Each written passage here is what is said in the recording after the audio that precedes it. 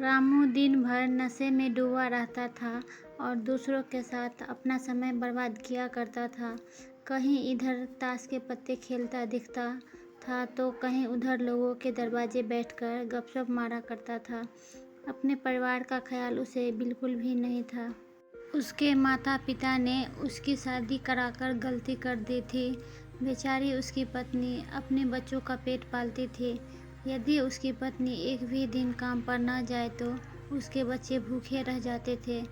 इसलिए उसकी पत्नी प्रत्येक दिन दूसरे के यहाँ काम करती थी।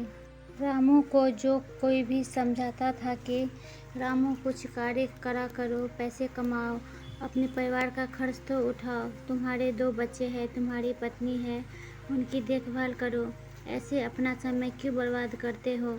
रामू उसके ऊपर बिगड़ जाता था और कहता था, तुम्हें इससे लेना देना क्या, मैं कुछ भी करूँ, यह मेरा जीवन है, मैं तुम्हारे घर में खाता हूँ क्या। कुछ दिनों बाद संसार में एक ऐसी बीमारी ने जन्म लिया जो मानव जाति के लिए अत्यधिक खतरनाक थी। चारों तरफ उस बीमारी का कहर था।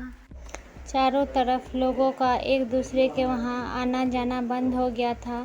सारे कार्य, सारे फैक्ट्रियाँ और सारी गाड़ियाँ इत्यादि बंद हो गए थे।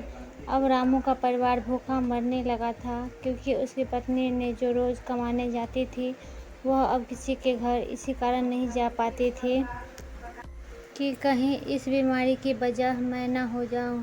लोग उसे अब काम पर बुलाना बंद कर दिए थे। उसके बच्चे की तबीयत ज़्यादा खराब हो गई थी। तब रामू को समझ में आया कि अपने परिवार को ध्यान देना चाहिए। उसने बच्चे को अस्पताल ले जाने को सोचा, परंतु उसके पास पैसे नहीं थे। उसने गांव वालों की पैसे मांगने गया। गांव वालों ने कहा, पहले कहने पर तो हम लोग को जल्लीकट्टी सुना देते थे, हमारे पास कहाँ से पैसा आए, यही कहकर वह लौटा देते थे। रामू अत्यधिक परेशान था। अब करे भी तो क्या करे, वह चाहकर भी कुछ नहीं कर सकता था। एक पूरा दिन बीत गया। उसकी बेटी की तबीयत और भी ज़्यादा खराब हो गई। रामू अपने बच्चे को लेकर गांव के बाहर एक अस्पताल में पहुंचा। रामू दौड़ता हुआ डॉक्टर के पास गया और उसने कहा, मेरे बच्चे को बचा लीजिए। डॉक्टर साहब ने सारे इंस्ट्रूमेंट लगाकर चेक किया, तब उसका बेटा मर चुका था। डॉक्टर साहब ने कहा, यदि तुम अपने बच्चे को 10-15 घंटे पहले ले आते तो मैं तुम्हारे बच्चे को बचा लेता। मुझे बहुत दुखी होकर कहना पड़ रहा है कि मैं तुम्हारे बच्चे को बचा न सका। यह सुनकर रामू के पैरों तले नीचे ज़मीन खिसक गई और वह रोने लगा। यह सब मेरी गलती है। मैंने जीवन में कुछ भी नहीं किया है, सिर्फ अपने समय को बर्बाद किया है। यदि आज मेरे पास पैसे हो जाते तो मैं अपने बेटे को हॉस्पिटल जल्दी ला पाता और मेरा बेटा बच जाता।